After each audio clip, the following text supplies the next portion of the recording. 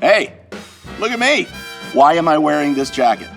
I am back visiting the crown jewel of the San Antonio culinary scene. I am back to experience Clementine.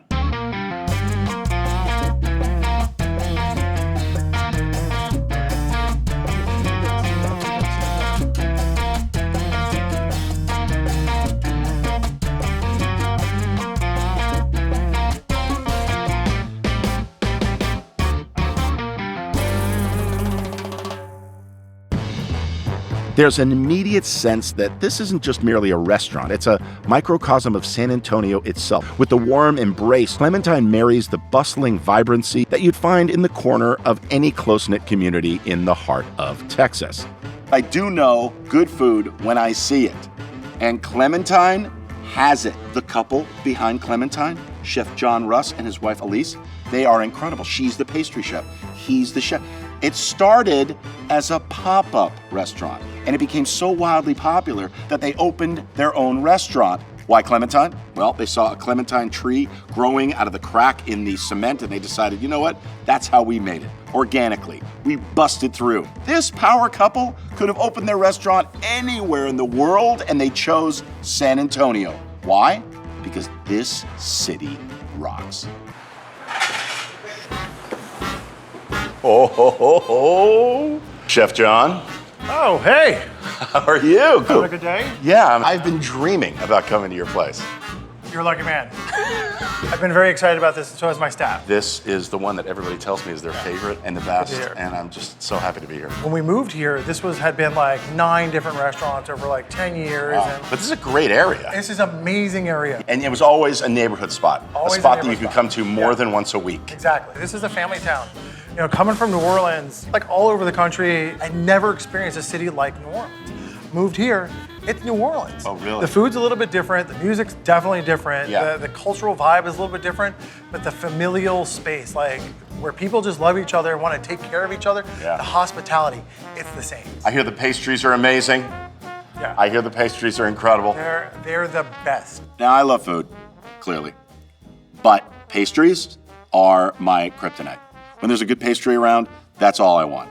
I seek out the best donuts. It moves me. I get emotional. Me so happy. And Make me happy too. yeah, as a little girl and growing up, were you always like baking with Yeah. your parents? I was with my mom. With your mom? And before we dive into this, what's your absolute favorite dessert? It's like picking your favorite kid. Right. But I have a key lime pie that I make that was my grandmother's recipe. Stop. And Yes. that's probably my favorite. Like you're in Paris and you walk into a patisserie, what are you getting? A plain croissant is my all-time favorite. Give it up right here. What do we have here? So we have 2 desserts. This one right here is our chocolate clementine crunch bar, and this stays on our menu, or there would be riots in the streets. Okay.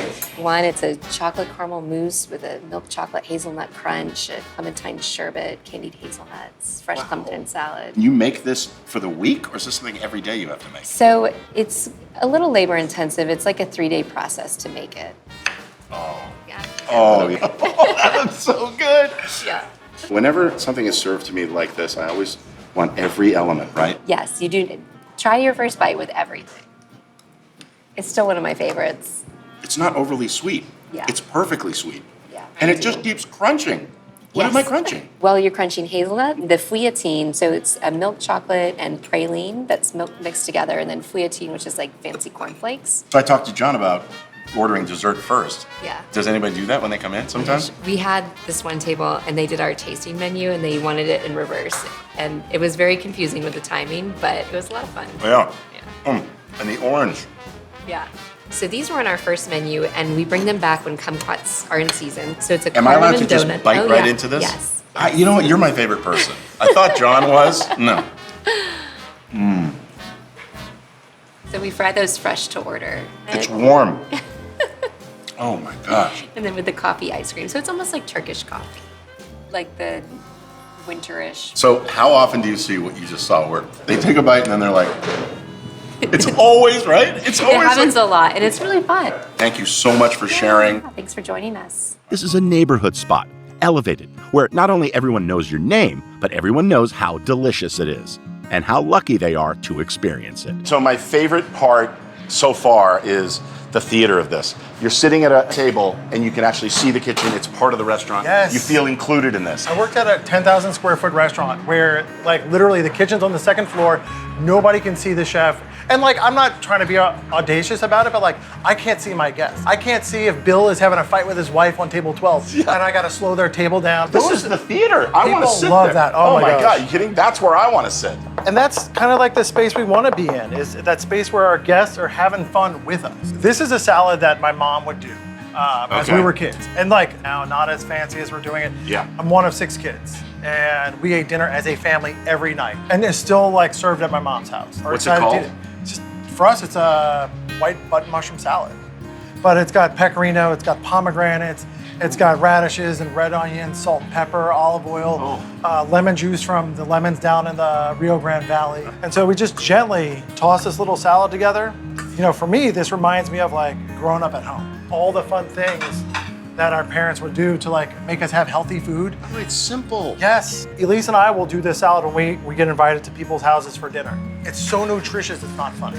And just like shaving this, you know, with a little microplane, the chocolate shaver, you know, the cheese over the top. Come on. That looks so delicious, and knowing how good it is for you, Yeah. I can't wait to dig into that. I'm gonna put that tart in the oven. We'll go sit down and Yeah, talk. we'll go sit down. Yeah.